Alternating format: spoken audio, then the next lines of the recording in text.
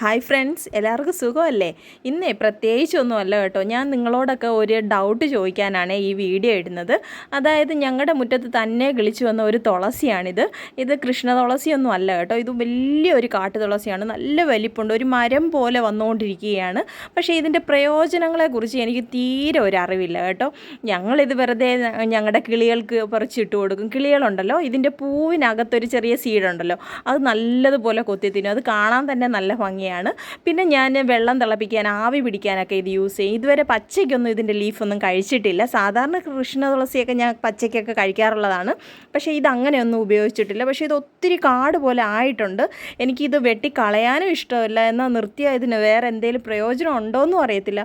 അപ്പോൾ ഇതിനെക്കുറിച്ച് അറിയാവുന്ന ആരെങ്കിലും ഉണ്ടെങ്കിൽ ഒന്ന് കമൻറ്റ് ചെയ്തേക്കണേ. ഇത് ഞാനങ്ങനെ കെയർ ചെയ്തിട്ടൊന്നുമില്ല കേട്ടോ, വെള്ളം ഒഴിച്ചു കൊടുക്കത്തില്ല, ഒന്നുമില്ല. പക്ഷേ അത് തന്നെ വളർന്നു വരികയാണ്, നല്ല മരം പോലെ വരികയാണ്. ഇതിൻ്റെ മൂട് കണ്ടോ, നല്ല വലിപ്പം വെച്ച് വരികയാണ്. സാധാരണ തുളസി പോലെ ഒന്നുമില്ല, നല്ല കട്ടിയായിട്ട് കണ്ടോ, നന്നായിട്ട് വരുന്നുണ്ട്. പക്ഷേ ഒരു കാര്യമുണ്ട്, ഞങ്ങൾക്ക് ഈ കിണറിൻ്റെ അടുത്താണ് ഇത് വരുന്നത്. ഞങ്ങൾക്കിവിടെ ഒരു മഴനീർ ശേഖരണ തൊട്ടി ഒരെണ്ണം കെട്ടണം. അപ്പോൾ എന്തായാലും ഇത് കട്ട് ചെയ്തേ പറ്റുള്ളൂ. അപ്പോൾ ഇത് കട്ട് ചെയ്യാൻ നേരത്തെ എനിക്ക് നല്ല വിഷമമുണ്ട്.